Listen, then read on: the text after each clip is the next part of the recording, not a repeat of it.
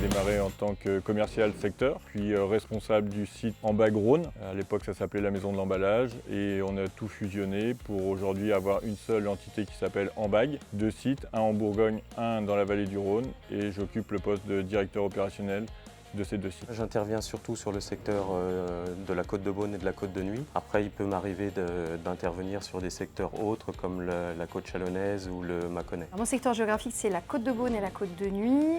Je suis aussi amenée à aller de temps en temps sur d'autres secteurs tels que la Champagne. J'assiste Blandine, je traite toutes les commandes qu'elle me transmet, du devis jusqu'à la livraison. Nous sommes principalement acheteurs-revendeurs de nos produits, donc je suis en collaboration étroite avec le fournisseur. Les viticulteurs font appel à Ambag parce qu'on a une offre globale à leur proposer, tant sur les cartons, les capsules que sur les bouchons et les caisses bois. Et ils viennent chez nous parce qu'ils savent que chez nous, ils trouveront des choses qu'ils ne trouveront pas forcément ailleurs.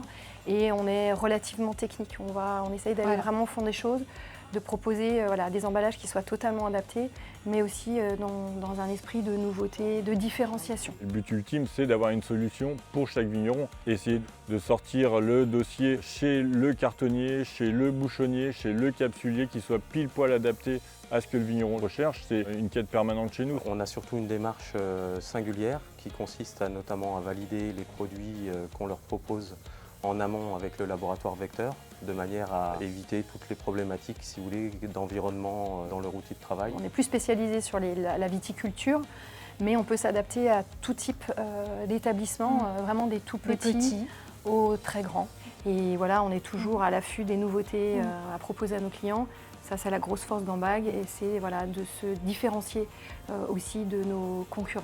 Si je devais qualifier Ambag en 3 mots, je dirais réactivité, support technique, développement technique et proximité avec nos viticulteurs. Service, technicité et RSE. C'est une aventure humaine. Avant tout, on a démarré, on était 4 sur le site. Aujourd'hui, c'est plus du tout la même ambiance, mais c'est du dépassement de soi, c'est beaucoup de collaboratifs, c'est de la solidarité, c'est de l'esprit d'équipe. Ce que j'aime le plus dans mon travail, c'est être en contact avec les viticulteurs, avec les maisons de vin. J'aime particulièrement l'humain. Le contact avec les clients, le contact avec les collègues, la bonne humeur. Ce que je préfère chez Ambag, j'ai tous les gars derrière moi, toute mon équipe.